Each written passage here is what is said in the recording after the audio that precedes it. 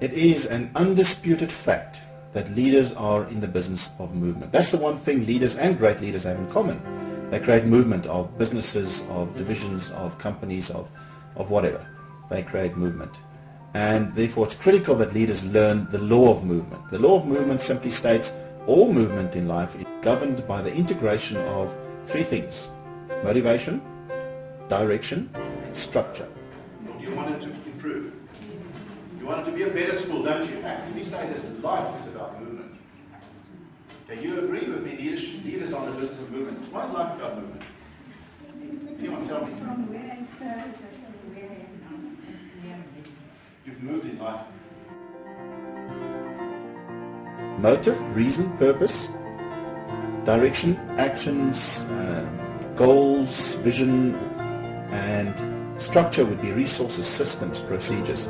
Those three things must come together, and when they do, then movement happens. Ladies and gentlemen, we'll start in a few minutes, 5 minutes maximum.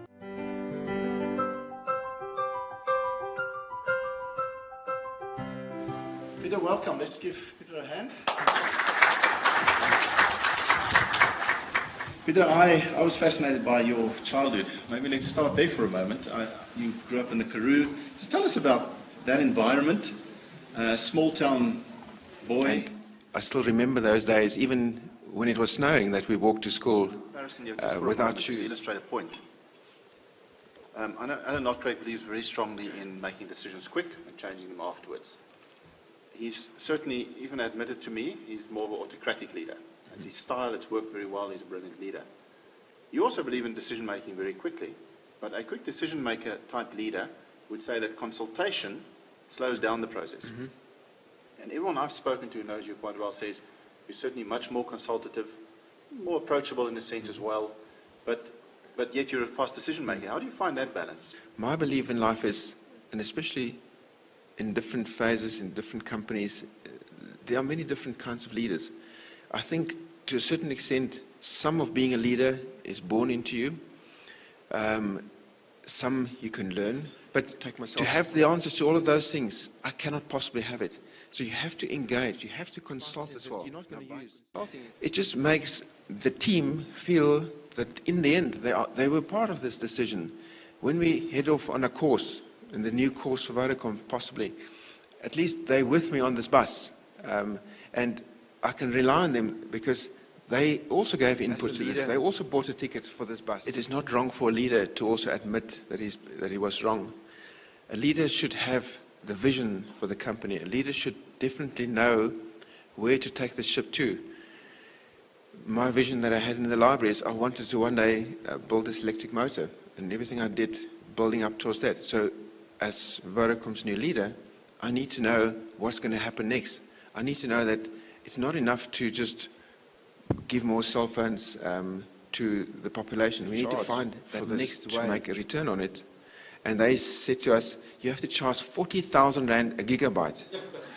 So we actually launched that tariff.